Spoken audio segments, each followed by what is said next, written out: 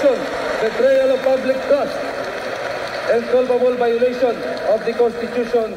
Ang pagbabasa sa plenaryo ng Kamara ng Articles of Impeachment laban kay Estrada, sinubukan pang pigilan ng kanyang mga kaalyado. Mr. Speaker, Section 3, Paragraph 4 of Article 11 of the Constitution of the Philippines and Section 13 of the Rules of Procedures on Impeachment Proceedings to wit, in case the verified complaint or resolution of impeachment is filed, Mr. Speaker, I rise to raise a point of order. Endorsement of the complaint, resolution to the Senate, a verified complaint. Pero nabigo sila. Accordingly, the Secretary General is immediately directed to transmit to the Senate the impeachment complaint constituting the articles of impeachment together with the verified resolution of endorsement. Session is suspended.